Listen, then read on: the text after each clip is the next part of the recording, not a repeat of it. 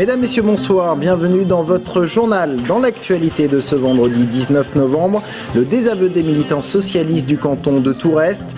Le secrétariat national aux élections privilégie la candidature de la conseillère générale sortante Monique Chevet à celle d'Alain Dayan.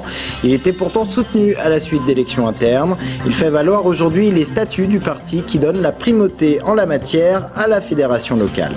La réforme de la PAC en discussion à Bruxelles. La Commission européenne pourrait orienter les aides agricoles vers les petites exploitations notamment.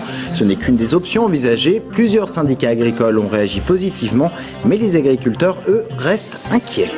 Et puis le Spaghetti Western Orchestra s'arrête ce soir dans notre département au cours d'une tournée de 70 dates dans le monde. Lieu choisi, Rousiers-Touraine et sa salle 80. Ira-t-on réellement vers un bras de fer entre la direction locale du Parti socialiste et sa direction nationale? La question se pose depuis que le secrétariat national aux élections du PS a choisi la candidature de la sortante Monique Chevet sur le canton de Tourest. Pourtant, dans le cadre des primaires, les militants avaient choisi une autre candidature, celle d'Alain Dayan, soutenue par la direction de la fédération tourangelle du parti. Aujourd'hui, chacun campe sur ses positions. Sabrina Mellout. Cet après-midi, la ratification de la candidature de Monique Chevet au cantonal de Tourest occupe tous les esprits. La vice-présidente du Conseil général a été désignée par le secrétariat national aux élections du Parti socialiste. Une bombe lancée au sein même du parti qui constitue un événement clé profitable à Claude Roiron, la présidente du Conseil général. Mais Monique Chevet revendique la légitimité de sa désignation qui met en lumière un principe important à ses yeux, la parité. Un objectif décidé par le Parti socialiste dans son ensemble pour les cantonales de 2011. Du Parti socialiste était très clair. Quand il y avait une femme qui était sortante et qui se représentait, elle ne devait pas avoir de concurrent, un homme comme concurrent. Donc ça, c'était très clair. Et donc Alain Dayan et donc le secrétaire fédéral, Monsieur Gilles, donc, sont passés outre cette préconisation du national. Je suis soutenue par une majorité de mes collègues du Conseil général, bien évidemment. Et puis par une partie de la population qui me l'a fait savoir et aussi des militants du Parti socialiste qui sont fort déçus de ce qui se passe actuellement. Des militants qui soutiennent aussi Alain Dayan, désigné lui par la Fédération d'Indre-et-Loire du Parti socialiste. Selon lui, les statuts du parti font loi et la légitimité fédérale doit être conforme à ces statuts. Cette décision prise au niveau national constitue à son sens la conséquence d'une pression de la présidente du Conseil général. Rien n'est joué, ce sont les militants qui décident. Heureusement, puisque nous avons des statuts, c'est un parti démocratique. Et il y a un conseil fédéral ce soir qui reprendra une décision finale. Monique Chevet souhaitait pas se représenter, que c'est les conditions qui ont fait que ce vote ait lieu. Et puis un certain acharnement qui, je crois, est préjudiciable finalement aux valeurs qu'on défend. Parce on appartient au même parti, on défend des valeurs communes. Et je porterai les couleurs du Parti socialiste. Les couleurs d'un parti socialiste qui semble en tout cas souffrir d'une rupture. Le Conseil fédéral de ce soir permettra de savoir qui, entre les instances nationales et la Fédération d'Indre-et-Loire, confortera sa candidature. La gendarmerie lance un appel à la vigilance pour les achats sur Internet, en particulier pour les véhicules d'occasion vendus à des prix défiant toute concurrence. Ces derniers mois, de nombreux acheteurs ont été escroqués par des soi-disant vendeurs qui prétextaient ne pouvoir être présents à la transaction. Ils demandaient donc que leur soit envoyé l'argent par mandat cash via Western Union. Une règle pour éviter ce genre d'arnaque, le paiement sur des sites sécurisés, c'est-à-dire les sites commençant par HTTPS suivi d'un cadenas. Quels seront les critères de distribution de l'aide européenne aux agriculteurs pour la période 2014-2020? C'est tout l'enjeu des discussions depuis plusieurs années autour de la PAC. Des discussions qui opposent pays du Nord, partisans d'une réforme radicale, aux pays du Sud, dont la France, partisans d'une évolution en douceur. Hier, la Commission européenne a présenté 3 grandes lignes de réforme, toutes prévoyant une meilleure répartition de l'aide, mais qui suscitent l'inquiétude des agriculteurs. Julien Babsa. Depuis 7 h ce matin, et comme tous les jours, Xavier est avec ses bêtes. Son exploitation avec ses parents à Saint-Flovier, dans le sud du département, c'est 80 vaches et 180 hectares de céréales. Une production impossible à faire tourner sans les aides européennes de la PAC, la politique agricole commune. Mes coûts de production sont plus élevés que mais le coût de ma commercialisation. Je vends mes bêtes moins cher et mes céréales moins cher que mon coût de production. La prime PAC lui sert donc à combler ce manque à gagner. Comme lui, ils sont 3500 à en bénéficier en Indre-et-Loire.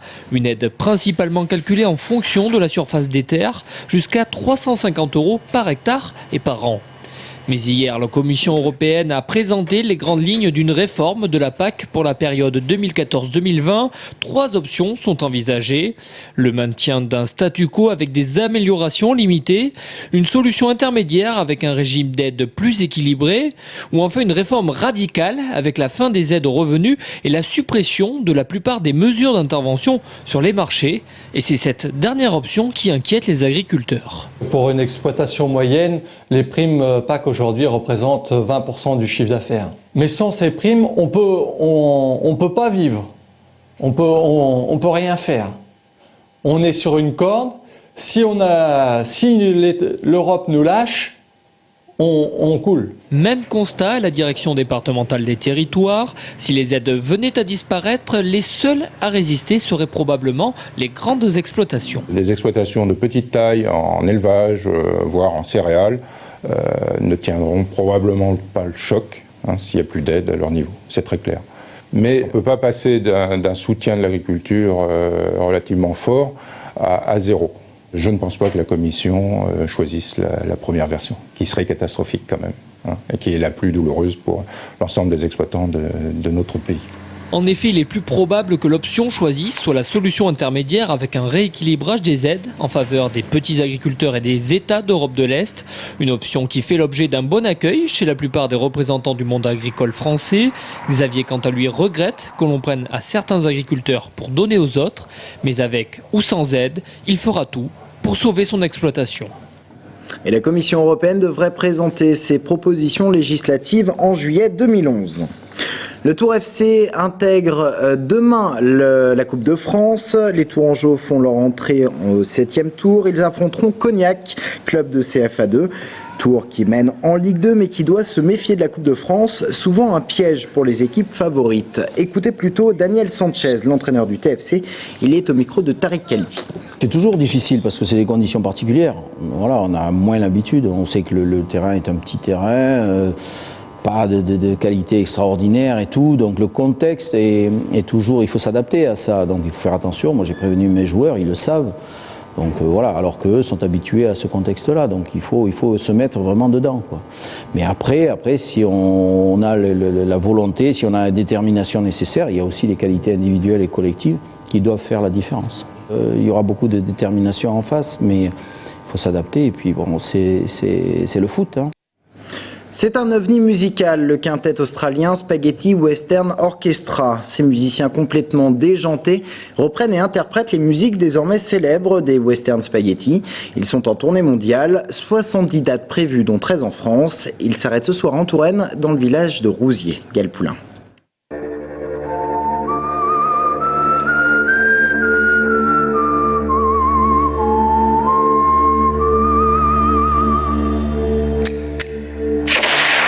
Ce sifflement, c'est un peu comme un bonbon que l'on aurait goûté étant petit et dont on n'oublierait jamais la saveur. Ce sifflement, c'est l'emblème de toute une génération fanat de western qui sur ses écrans voyait grandir l'acteur Clint Eastwood sans trop connaître Ennio Morricone, le compositeur des bandes originales de ses films.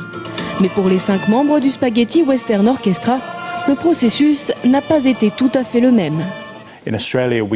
En Australie, nous avons vu quelques films, Le Bon, la Brute et le Truand, pour quelques dollars de plus, mais ils n'étaient pas aussi connus qu'en Europe. Alors pour nous, en tant que musiciens, ce qui était intéressant dans ces films, c'était vraiment la musique, les effets sonores et les grandes choses que Morricone avait écrites.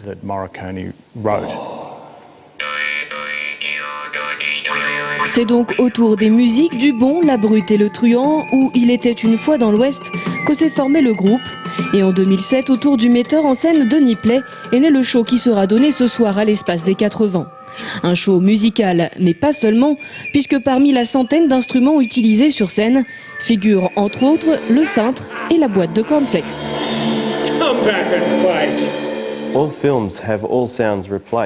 Dans tous les films, on replace le son après le tournage. Les dialogues, les mouvements des acteurs, les sons spéciaux. Et c'est vraiment intéressant de voir comment cela est fait. Et on joue un peu avec cette idée. Par exemple, pour faire quelqu'un qui marche dans des graviers, on met un micro dans une boîte de cornflakes et ça sonne exactement comme quelqu'un qui marche. Sur scène, le Spaghetti Western Orchestra fait donc littéralement revivre la musique d'Ennio Morricone.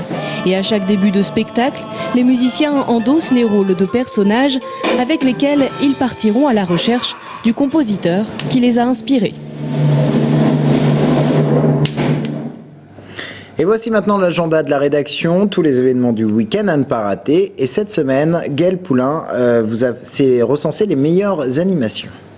Et l'on commence cet agenda non pas en chantant mais en parlant et dans 80 langues s'il vous plaît. Ce week-end et pour la 17e année consécutive se déroulera en effet le Festival des langues aux Halles de Tours. L'occasion de découvrir la culture d'autres pays à travers leurs spécificités linguistiques, leur musique, leur danse et leur cuisine. En 40 minutes, vous pourrez vous initier au chinois, à l'espagnol, au persan, au polonais, à l'arabe, l'italien, le grec ou encore les langues africaines. Amis polyglottes, à vos langues. Autre festivité cette fois-ci musicale, la 3e édition d'Orchestre en Fête, qui jusqu'au 28 novembre propose aux amateurs de toute la France de tisser de nouveaux liens avec leurs orchestres. À Tours, sous la direction de Jean-Yves Ossons, l'orchestre symphonique Région Centre vous proposera ainsi un programme alléchant, Rachmaninoff et Berlioz, avec au piano le virtuose franco-américain Eugène Ingic. Et quitte à découvrir les coulisses de notre patrimoine culturel, pourquoi ne pas aller au musée? Pour tout vous dire, ce week-end est le moment rêvé à l'occasion de l'événement Amusez-vous en Région Centre. Pour cette 10e édition, plusieurs musées vous ouvrent donc leurs portes gratuitement à Amboise, Loches, Sachet, Seville et bien sûr au Musée des Beaux-Arts de Tours. Au dimanche, on vous proposera une mise en musique des œuvres, des expériences originales pour regoûter le plaisir du musée. Si vous souhaitez découvrir Laurent Deutsch sous un autre jour et surtout de beaucoup plus près, c'est à l'Escale à Saint-Cyr-sur-Loire que vous devrez vous rendre samedi soir. Aux côtés de Caroline Maillard, Urbain Cancelier et Gérard Marot, il interprétera Eugène Boubouroche, personnage imaginé en 1893 par Georges Courteline dans une pièce classée au répertoire de la Comédie Française en 1910. Et l'on termine cet agenda avec un événement qui n'aura échappé à personne. Ce jeudi, 3e jeudi du mois de novembre, le Touraine Primeur édition 2010 a fait son entrée. Ainsi en Touraine, le premier vin de l'année qui donne le ton du millésime sera fêté. Et à Amboise, les festivités seront placées sous le signe du jumelage, puisqu'une dizaine de producteurs originaires de la région de Florence seront présents tout le week-end. L'occasion de découvrir le Chianti, le Toscana Rosso, l'huile d'olive italienne et de déguster notre primeur, avec modération bien entendu. Passez tous un très bon week-end. Et voilà, c'est la fin de cette édition. Merci de l'avoir suivi. On se retrouve dans un instant avec l'invité de la rédaction. À tout de suite.